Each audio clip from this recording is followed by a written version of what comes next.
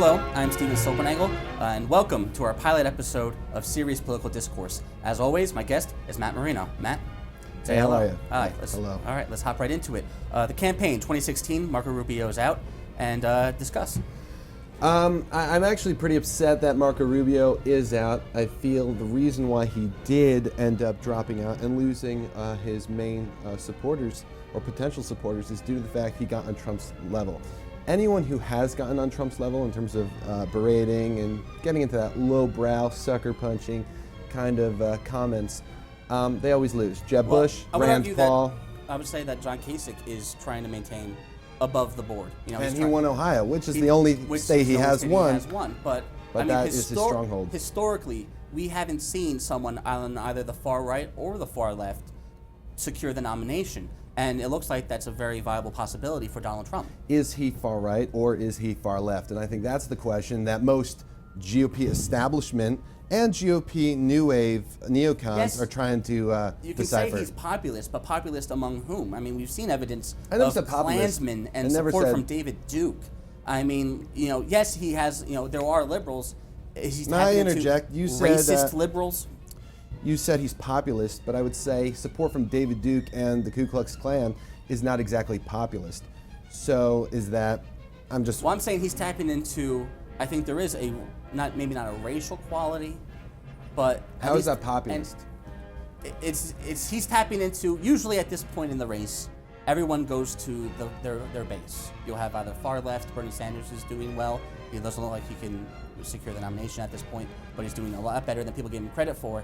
And you'd have Republicans move to the far right. You'd have Mitt Romney pretending that he's a huntsman, and not John Huntsman, of course, but that, you know, he's a hunter, and, you know, like, oh, look how far right I can be, and he's disowning his own policies of Romney Care that Barack Obama did in order to do better among his base. So usually at this stage, everyone's starting at the base, and then they move to the general. I feel that Donald Trump, ever since the South Carolina debate, where he talked on how George W. Bush lied about Iraq, I feel he's already moving to the middle, and he's tapping into those Reagan Democrats who are now, I guess you would say, Trump Democrats. So, and I think part of those might also be those who agree that we should ban Muslims, those that agree we should build a wall even higher if Mexico says that they're not going to pay for it. I can understand that slightly. The only thing I had issue with was the fact that you said he was a populist candidate, and then directly after that you used the example that due to the fact he's populist, he has support from David Duke. Well, you can have both. I'm not saying... Okay, I just wanted to make sure you weren't comparing populism with white supremacy.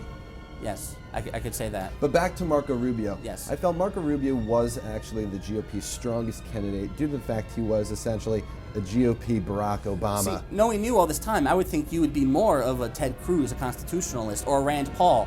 So this support from Rubio is blindsiding me. I do like Rand Paul, but if you'd let me finish. Okay, sure. The reason why I enjoyed Marco Rubio and believed he was the strongest candidate is because obviously Hillary Clinton is the Democrats' frontrunner. She always will be, always has been.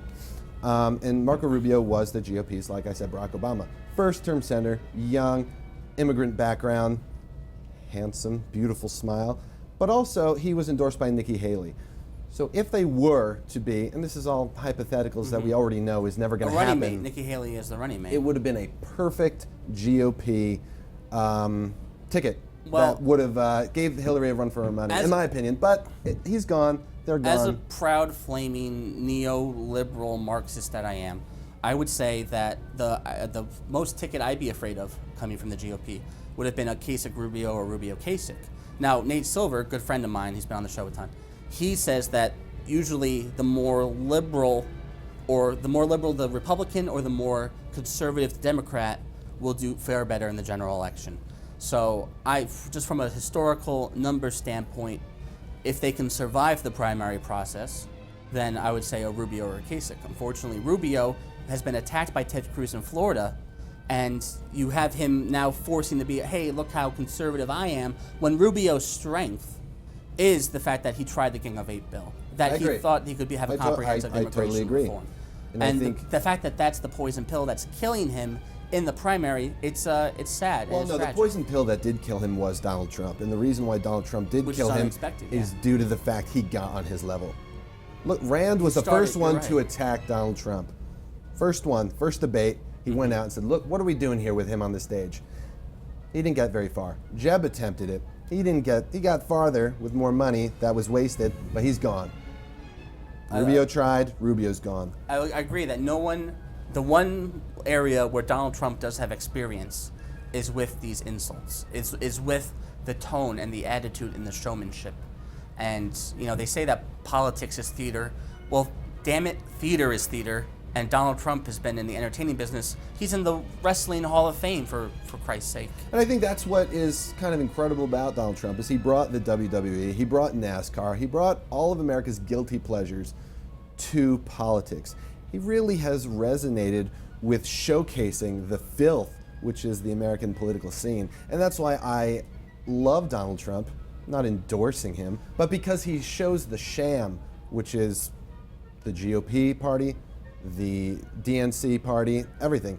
He has pulled the curtain to the backstage of the theater. I take umbrage with that last statement because, as I said, as a soft core Marxist, that I support Bernie Sanders. That's fine. 150%, and I can do math because I'm not, a conservative, so that's plausiple. Do you assume I'm a conservative? I think well, how would you describe yourself? I'm a. Let's get this on the record for all our viewers. I like to stray away from labels due to the fact I believe if you are stated as one thing then the other, you have opposition. Whereas I like to take an anthropological approach. Whereas I like to talk to my fellow. And let me just say thank you for being here. I know it's a struggle. Thank you. to make It is time, a struggle sometimes. but It is. I appreciate it. I always love being on your show. I know. Especially the first episode. Yeah. But no, I like to describe myself as a neoconservative at times, but also I like to describe myself as a progressive liberal at times. Really? Yeah. I would have thought you would say that you were libertarian socially, and then regarding foreign policy, more of the neocon approach.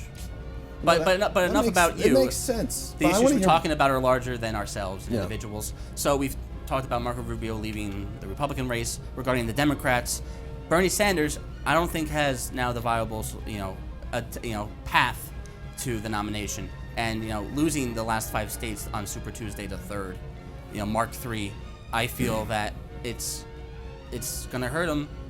He doesn't have the path. Bernie Sanders really has no chance unless all of the flack Hillary's been getting with Benghazi, her emails, all of that jazz. Look, Benghazi plays is up. just a No, conservative plot to ruin her politically. It has been for the Regardless last 4 of years. whatever- You'll have conservative pundits say, God knows where she was the night at Benghazi, when there's been 11 hours. As a of Bernie testimony in supporter, as Congress. you said you were, Yes. don't you hope that GOP plot helps Bernie? Because I don't. Knowing Bernie as well as I do, personal friend that he is of mine, he wants to stay above that. He doesn't give a damn about her I never damn said Bernie. emails. I never said Bernie. No, I but said you the GOP. Wouldn't you I like thought him to you do the dirty work for him? For him, no. Then I he's think, not gonna I win. think he would rather lose with honor than win that way. So Well, he'll lose with honor then, because you cannot have him be president as a democratic socialist.